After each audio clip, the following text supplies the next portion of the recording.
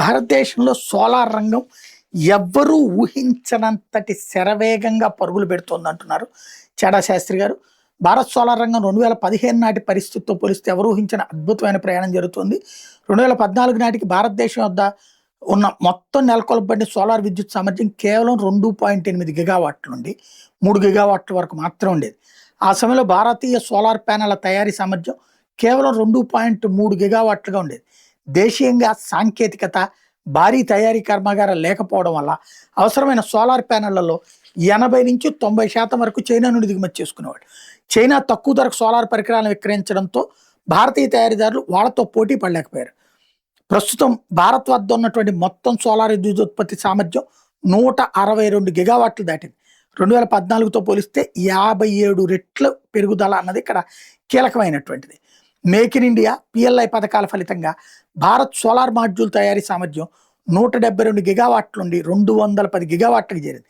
ప్రస్తుతం ప్రపంచంలోనే అతిపెద్ద సోలార్ సామర్థ్యం కలిగిన దేశాల్లో భారతదేశం 3వ స్థానంలో నిలిచింది.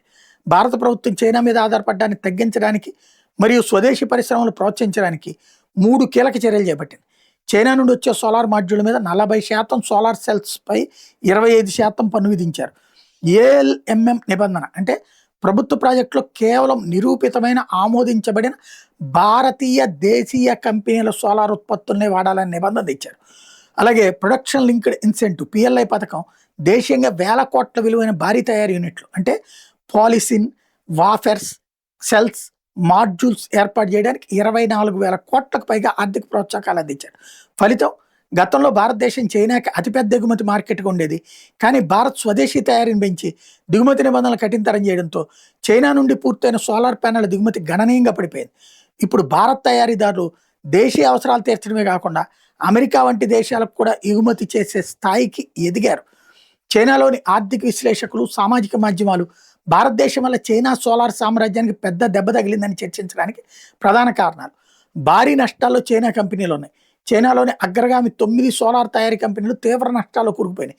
కేవలం 2025 ఒక్క సంవత్సరంలోనే చైనీస్ సోలార్ దిగ్గజాలు సుమారు 43.5 బిలియన్ యువాన్లు 50,000 కోట్లకు పైగా నష్టాలు ప్రకటించాల్సి వచ్చింది.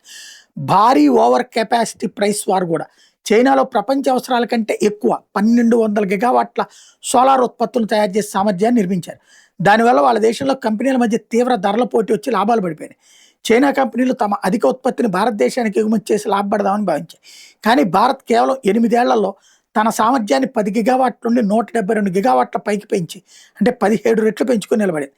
అతిపెద్ద వినియోగదారుగా ఉన్న భారతదేశం స్వయం సమృద్ధి సాధించడమే కాకుండా చైనా ఆధిపత్యాన్ని నిరోధించడంతో చైనీస్ మీడియా వ్యాపార వర్గాల్లో ఆందోళన వ్యక్తమవుతోంది.